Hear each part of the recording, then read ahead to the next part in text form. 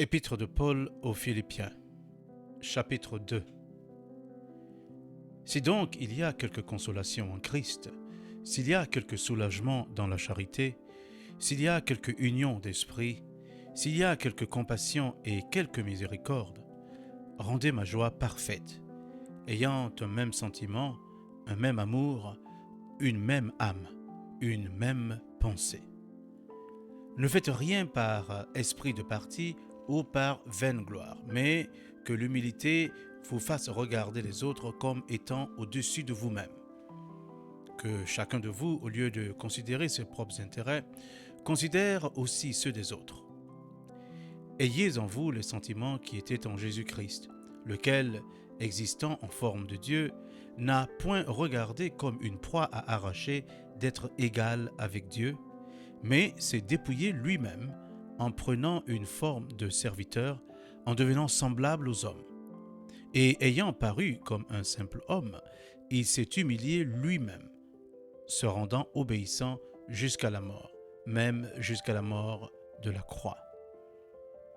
C'est pourquoi aussi Dieu l'a souverainement élevé et lui a donné le nom qui est au-dessus de tout nom, afin qu'au nom de Jésus, tout genou fléchisse dans les cieux, sur la terre et sous la terre, et que toute langue confesse que Jésus-Christ est Seigneur, à la gloire de Dieu le Père.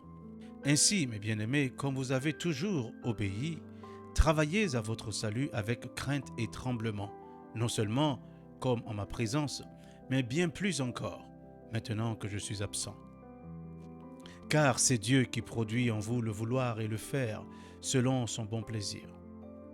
Faites toutes choses sans murmure, ni hésitation, afin que vous soyez irréprochables et purs, des enfants de Dieu irrépréhensibles au milieu d'une génération perverse et corrompue, parmi laquelle vous brillez comme des flambeaux dans le monde, portant la parole de vie.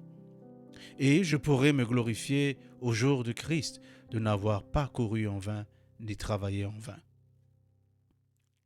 Et même si je sers de libation pour le sacrifice et pour le service de votre foi, je m'en réjouis, et je me réjouis avec vous tous. Vous aussi, réjouissez-vous de même, et réjouissez-vous avec moi. J'espère dans le Seigneur Jésus vous envoyer bientôt Timothée afin d'être encouragé moi-même en apprenant ce qui vous concerne. Car je n'ai personne ici qui partage mes sentiments pour prendre sincèrement à cœur votre situation. Tous, en effet, cherchent leurs propres intérêts et non ceux de Jésus-Christ. Vous savez qu'il a été mis à l'épreuve en se consacrant au service de l'Évangile avec moi, comme un enfant avec son père. J'espère donc vous l'envoyer dès que j'apercevrai l'issue de l'état où je suis. Et j'ai cette confiance dans le Seigneur que moi-même aussi, j'irai bientôt. J'ai estimé nécessaire de vous envoyer mon frère Épaphrodite, mon compagnon d'œuvre et de combat, par qui vous m'avez fait parvenir de quoi pourvoir à mes besoins.